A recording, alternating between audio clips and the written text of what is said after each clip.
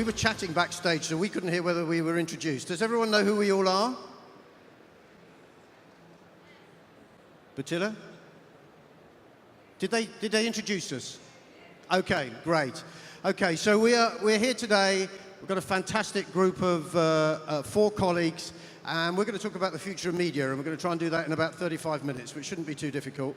And I thought to get the conversation started, we'd go back in time and start with what each of our panelists were doing 20 years ago. And there's a reason that I've chosen 20 years ago. At that time, I was trying to start a media agency in New York in pretty difficult circumstances. So, Joanna, what were you doing 20 years ago? Well, I can barely remember what I was doing 20 years ago because I've lost a lot of brain cells since then. And I've just realized how horrifying it is to see yourself so big on a screen. I was trying to persuade The Guardian, who I was working for in New York, to allow me to have a cell phone because I felt that that would give me more mobility on the road. And needless to say, they wouldn't because they thought it would be very expensive. How wrong they were. Francis? Yes, actually, 20 years ago, I was not at all in the daily news business. I was managing a TV magazine. And what's funny that at that time, I thought that the magazine has a broad future and that the daily news had really difficult perspective. I can talk about what happened now. I think it's completely the opposite. Very interesting perspective.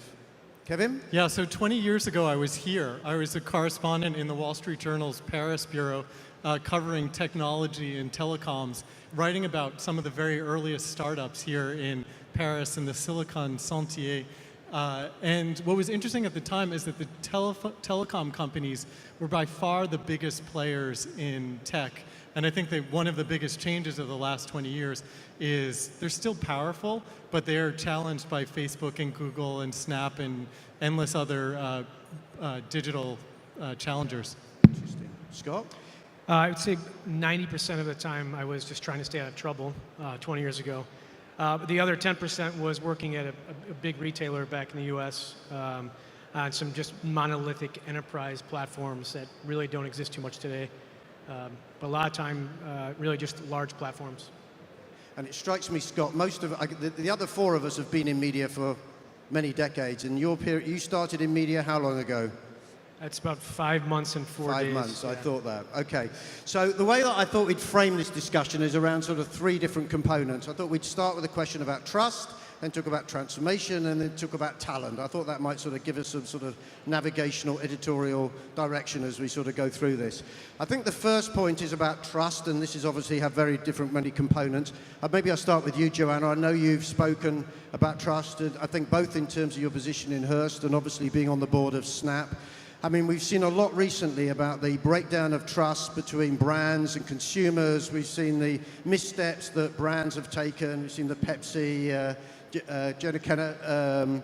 incident, the airline, etc. So, I mean, how, both with 2 hats, both in terms of Hearst and in terms of Snap, you know, what do you think the role and responsibility is of the media vehicles that you represent has in the area of trust? Well, if you're living in America right now under President Trump, you have trust has evaporated as a currency. Nobody trusts anything anymore. If you are a Republican, you trust the government, but you don't trust the media. If you're a Democrat, you trust the media, but you don't trust the government. And the breakdown of trust in a cultural sense really started, I think, in 2008, when people, especially in millennial generation, understood that they couldn't trust the financial institutions anymore. Kids at college began to understand they couldn't necessarily trust colleges because they were taking out enormous loans and not being able to pay them back and not really getting a degree that would help them get a job. You had the Catholic Church, which, you know, you all saw Spotlight, the Oscar-winning film last year. You couldn't trust the Catholic Church anymore because it turned out they were hiding their own raping of children. And so you've had this fundamental crater in what trust is. So what do people do anymore? Who do they turn to for trust, knowing that actually there's been a massive failure in institutions?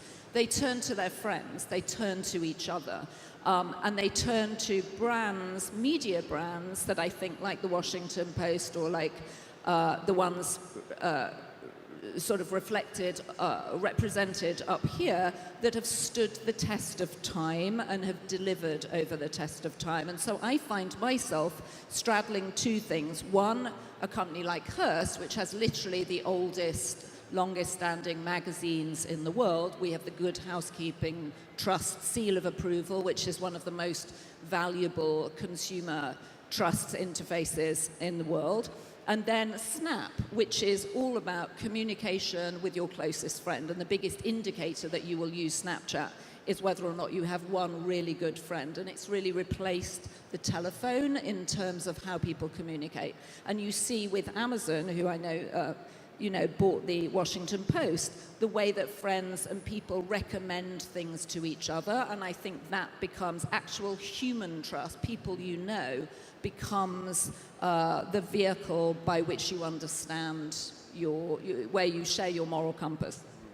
So, I mean, maybe if I just jump ahead to Scot, I mean, I know you're the newest one to this media world, but if we talk about trust, I think probably from as long as I can remember, going back to the Watergate scandal, you know, the most trusted publication, one of those was the one you worked for, the iconic Washington Post. And of course, you know, it's now, when it was acquired by Jeff Bezos of Amazon, I'm sure, you know, that trust with the readers, I know there was a big question mark over that challenge, and I know the publication has gone from strength to strength in terms of both printed and particularly in terms of digital edition.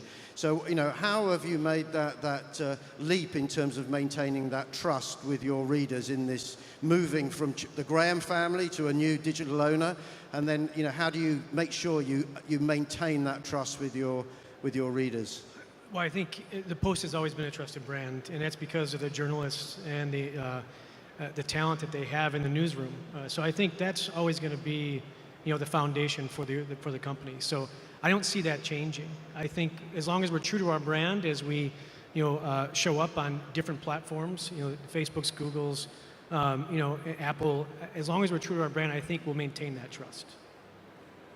And Kevin, you made the leap. I think when we first met, you were working for the Journal as a sort of print journalist, and you've now completely made the leap to a pure digital world. You know, which of those comments resonates with you most in terms of the trust? Where do you stand on that? I think there are two things. The first thing is that the media environment is very crowded and actually hard for consumers to make sense of. There is fake news. There's news that's very different from the journalism that we all grew up doing. It's more superficial, it's less rigorous. And so I have a lot of sympathy for consumers trying to differentiate between what's really hard often to tell between what's a trusted news story and what's not. And so I think that there's a lot of work to be done by the platforms like Facebook and Google to help us reinforce what's actually good and what is less trustworthy. And I think a lot of us are expecting them to actually deliver on that.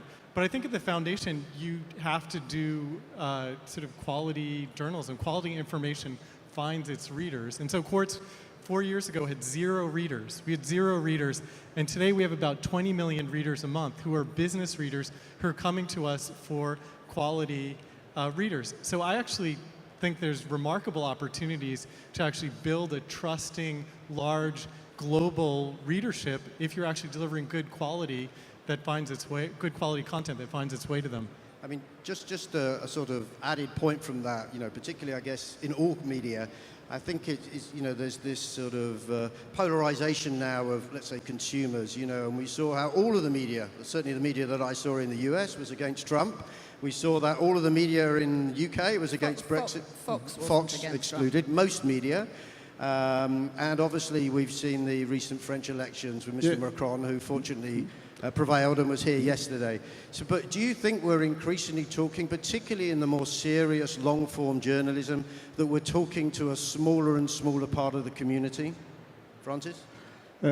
It's true that in France, I think that the problem of trust is less important than in the States, because we have not the fake news as often as you can have in the States. But at the same time, it's very important to be very cautious about that. With the French elections, we saw that there were interference from Russia or something like that.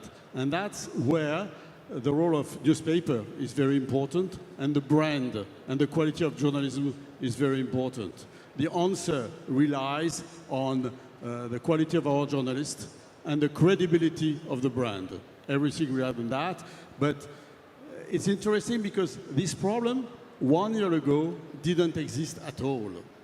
But now it's coming, and it's coming very important. I think that we are just at the beginning of the creation of that problem. What is interesting is that what arrived with the influence of Russia, I think it's just the beginning. They try to interfere in all our businesses. And that's where the quality of journalism and the credibility of brand is very important. That's the only answer we can have towards our readers. Very powerful point, Joanna. So one of the things that very much excited me when I first got involved with Snapchat was the idea of building this media platform which relies on actual media brands to deliver news. And we now have between sort of 20 and 30 brands every day. It's content that's been fact-checked, it's quality content, it's derived specifically from, you know, the Wall Street Journal is now on it, New York Times, The Economist, as well as Cosmo, the Daily Mail. What's happened is it's become the millennial platform for news. This is where millennials get their news. And unlike Facebook, which is an open network, it's actually quality human editors, and when we discussed putting that together, that was absolutely crucial to the founders, that this would be high quality information delivered in a fun, lively way on the phone, but so a new audience could understand and have access to high quality information. Because without that, you cannot have an informed democracy. And I cannot tell you, for those of you who haven't been to America since President Trump was elected, how depressing the attacks on the free press have been. And they've been really effective in some parts of the population. So if you were on the board of Twitter and not on the board of Snap, how would you feel about Trump using your platform? It's the best self-promotion, but also perhaps the most damaging for the psyche of America. I mean, I don't think that's what's damaging about the psyche of America. I think that lets you into the psyche of the president. I think that, you know, Twitter's having the time of its life. If you can't monetize this opportunity, I think it's quite extraordinary, and it's sort of where American democracy is sort of taking place right now. So let's just move on to the second point, which is about this terribly overused word, but I can't think of another one, which is transformation. I talked about 20 years ago when I was in the US, and I know that digital advertising 20 years ago was zero. I just got my first email. I was very excited. I thought, oh, I wonder if I can get a second one. So 20 years on, things look a little different. And I thought it was, you know, the context of where you were all 20 years ago. I think maybe I'll start with you, Scott. You know, in terms of the transformation, and you might just like to say a bit, because it really is an incredible story. I'm certainly, your app, your news app, is one of those that I regularly frequent. Tell us about the journey that you're going on. Yeah, I think, well, at the Post, we become more of a tech company, right? So partnered with outstanding journalism, it's the best combination I think you could have. And what we've done, you know, over the last couple of years is we've tried to solve the problems that we saw our newsroom having, and then we built an actual platform out of that called Arc Publishing, right, which is basically homegrown out of the Washington Post that now serves over 20 publishers across the country and worldwide. So we've really taken digital transformation to a new level. And not only that, but when we look at where we're going to invest, you know, the question was, in 2 to 3 years, what do you see you're going to be working on? I think you have to take that in two parts. I think from an investment perspective, we're going to continue to invest in AI, voice, AR, VR, data science, distributed platforms. But I think where our brand ends up, I think, is a completely different question, because there's going to be new platforms, new devices, new hardware that are going to come up very rapidly. I think compared to 20 years ago, the barrier to entry now in many industries is almost zero. So if you have an idea, a couple engineers, you can be the next platform that we would be on, right? So I think that's probably the biggest difference, is 2 to 3 years now from a tech perspective is almost an eternity. So you'll have long-standing investments. I think you can pretty much count on, but where you show up will be starkly different. And I presume that the lure of joining Washington Post wouldn't have been as great for you as a CTO if Jeff Bezos hadn't been involved. Is that correct? Yeah, it definitely helps the equation. I think they already had, with Shailesh Prakash, who was the CIO there, they already had this great culture they've created where embedding engineers in the newsroom, right? So you've got one team, and there's not this distinction between engineering and the newsroom, which I think really helps create really solid products that serve the newsroom very well, solve real problems. So I think that, and the fact that we have this SaaS business that is growing, was definitely attraction. And how often do you speak to Jeff? We speak fairly often. Yeah. And Francis, your publication was good enough this morning to do a supplement in English, which I thank you for, and it was about innovation. And the keynote topic in that, I know, the main editorial was about the impact of AI. And if there are a couple of themes here, one's probably about AR and VR, but AI particularly. Just talk to us about how AI is being applied in terms of your newsroom publications. We are just at the beginning regarding AI. But if we did this publication in English, The Innovator, it's because we thought that the French market is quite small. It was important to go abroad and to speak in English, and especially to be present at every big worldwide technological event.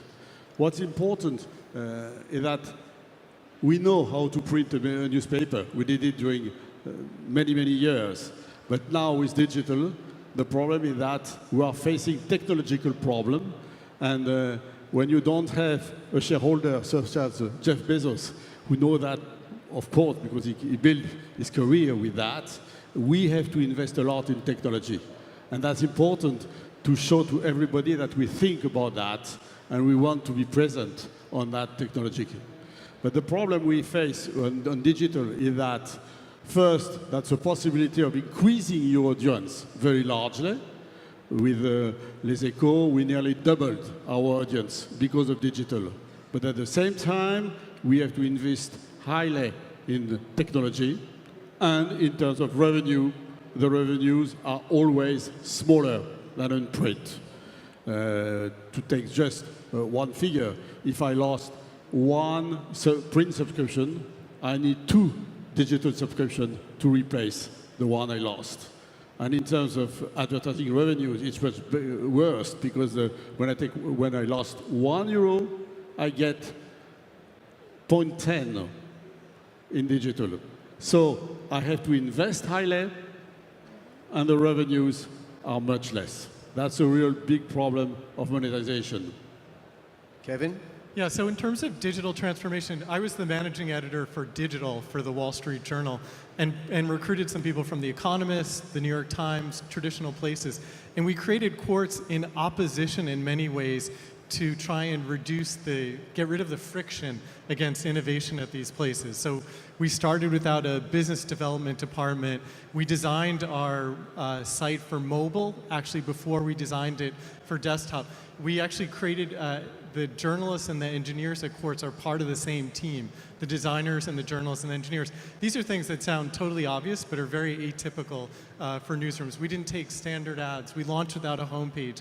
We sort of had the great freedom to transform traditional media by actually starting from scratch. And so there are 2 sort of clear principles that we are really focused on as we continue to develop Quartz. One is the importance of the mobile platform. So when we launched, there were 15% of visitors to most news sites were on mobile devices. And people said to us, you're crazy to design for mobile before you design for desktop. But we said that's the 15% that we want because that's the one that's growing. And so today about 70% of our readership comes to us on mobile and tablet devices. And for most news sites, it's about 50%. So that's one thing. The second thing is to focus on a specific kind of reader. We're serving basically young business executives around the world. And that's like a big, interesting, kind of underexploited market, actually, given who they are, and trying to reach them with quality information in innovative interfaces that work well on their phones. So probably an unfair question, but I know you obviously worked for the Journal for a long time. When do you think the Journal will stop printing a printed format paper? I think newspapers will print newspapers actually for a long time. And part of the reason is that the printing technology has actually improved over the years. And so you can profitably print smaller runs of newspapers than you ever could before. And so there is some group of people, I think for the next, 20 years, who still will prefer, especially on a weekend, to have a print edition of a newspaper to read. And fortunately, the printing technology has actually advanced to allow newspapers to do that in smaller quantities than they have. So the print subscription is going to decline, but I think it'll hold at a number greater than 0 for longer than most people say. And I think it's important to understand, too, that the print experience of reading a product is very different. It's a different voyage of discovery than when you're being directed online to the morning briefing or the evening briefing. And if you have time for it, it's a wonderful, wonderful thing that we don't want to lose. And we see, certainly with millennial audiences, people coming back to print because they like having something tangible in a digital era, especially kids who are literally born digital as opposed to learning it. And you see this with people wanting vinyl, you see it with people wanting books, with ebooks having flattened out now. At one point the book was going to be dead, and actually people like having the tangible product, and you never have to power it down. I was just reading a piece in the UK, I'm sure you know Nicholas Coleridge, who's just retiring after many years at Condé Nast, one of your competitors, and he tells a story, about the future of digital media, and he says, well, you can imagine if you could have a format where you could actually put really high fashion articles and editorials and a beautiful content, you curate that, it's a format that doesn't decay, you can read it on the beach, and the battery doesn't run down, and we should call it a magazine. So, and I think, that to you, Joanna, I think a lot of the magazines, to go back 20 years ago, as you all know, magazines and newspapers accounted for about 45% of all advertising. Today, that's about 15%. And I know that there's been question marks about, Condé Nast and Time, about, how they're able to monetize their content. It seems that you've done your publications under your leadership have done a much better job. Tell us how you're going about that in terms of how you are, maintaining those, those ubiquity of those brands, A Good Housekeeping, Marie Claire, Cosmopolitan, but reaching out to a new audience in addition to the magazine format. Well, it's very interesting what you said about investing, because we've had to invest a lot. And also you have to find people that are flexible enough to want to do different things. And we built very specific teams to create content for very specific platforms. And we've been really open-minded. We've taken pretty much every call that's come into us about how we can expand our audience. But if you're an editor of a brand, and for a long time I was the brand steward of Marie Claire and then of Cosmo, which is the biggest female brand in the world, it's unbelievably exciting to be able to reach someone in their palm of their hand all day, and to reach them at night if they want to unplug in the bath, and to reach them on Instagram or Snapchat or Facebook. It's unbelievably exciting to have that size audience. Does it mean we have to work a little harder in terms of figuring out different revenue pockets? Yes, but the sums together can still add up to a very substantial whole. And the third, that's probably a good segue into the third part, which is about talent. So we've all seen how, the size of newsrooms, the number of journalists has declined by almost 50% just in 10 years. And certainly, colleagues and friends who work for traditional publications, one of the challenges have been the journalists embracing new media, so a 24/7 format than a once-a-day format. Perhaps, Kevin, you've got that experience. Is that one of the challenges, do you think, for a publication, even as iconic of the Journal, really, starting as perhaps an unfair advantage, having predominantly legacy journalists, compared to, say, the organization you're now running? I think it's much simpler when you do what we did, which is that we hired journalists, and the understanding from the moment they walked in the door is that they were going to be writing at a digital pace and be people. One of the things we talk about in hiring, one of the kind of tests for people we hire is, do they love the internet? And it sounds like a simple question, but there are actually lots of journalists who don't ultimately love the internet. And it's hard to be successful on the internet if you don't actually love the internet. So the two things that I look for in talent are, one, do they love the internet? And then two, are they curious? Do they have good ideas? Do they, in a conversation, do they overflow with ideas for things that they're interested in? And so we take traditional journalists, we value reporting and all these other traditional things, but those are two elements that are at a huge premium now. Yeah, Francis? Yes, I think it's very interesting. It's a problem of culture. With the digitalization, you don't write in the same way you write for a daily, for a print daily. Especially when you talk to mobile, when you write for mobile or for social networks, you have to make different articles. And you have to have journalists ready for that. I agree with you to say that you need to have journalists who like that, who are interested by that. It can be fascinating to say that, to think that because of social networks or mobile, we can find an entire new target we could not find on the paper. But it needs, from our journalists, new skills and the ability and the pleasure to work for digital. And just one word, when I went to the Washington Post 1.5 years ago, I explained that, I was very impressed by the offices of the Washington Post. If we compare the new offices with the other one, the older one, you see when you enter in the Washington Post, the culture has changed. With screens everywhere, very few paper, and the way the journalists work, you see it's a different culture. And I'd say that because we are moving our offices, and I dream to make something such as new as Washington Post, where when you enter, you see that the culture of the journalist, the culture of paper has changed.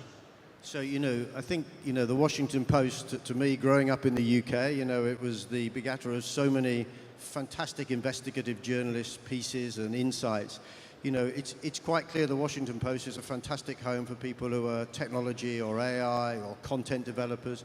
Do you still think you're able to attract the same talent of journalists, which is the bedrock of your publication? I do, and I think your point that you were making, as far as changing culture, I still think is one that publishers still are challenged with, right? So what we try to do is, through automation, allow the editors and the journalists to focus on the differentiation that we offer, so the investigative journalism.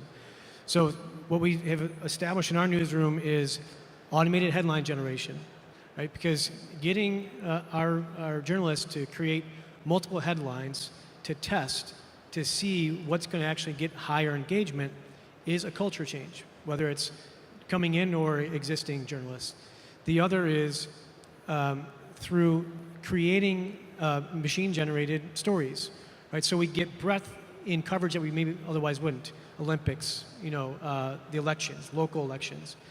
So that way we're more relevant to readers, but we're taking tasks away from our journalists to free them up to do more value-add type of investigative journalism. I think that's where we've really been investing over the last couple of years. And Joanna, talk to us about what makes a good editor today. How is it different from 20 years ago? Well, I think that if you're a good journalist, you want as many people to see your story as possibly can. So why wouldn't you embrace the most access that you have?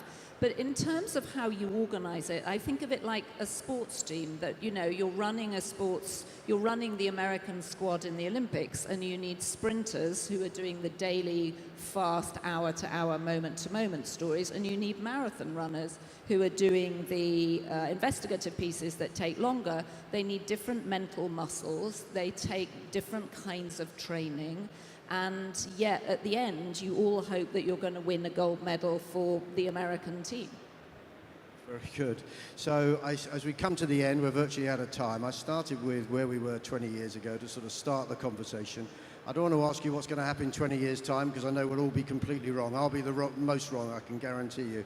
But given that we've got a lot of the startups here, are looking to the future, given the varying experiences you've got from different geographies, different backgrounds, you know, if you were given the experience you've gained over the last 20 years, what would be the sort of single piece of advice you perhaps give to some of the startup companies here, given from each of your different perspectives? Should we start at the end here, Scott? Yeah. Well, I think especially in a startup perspective, it's, don't stop, right? I think you're going to face hurdles just like large companies do. So I think the determination and that, willingness to continue to go forward, I think is probably the most important thing.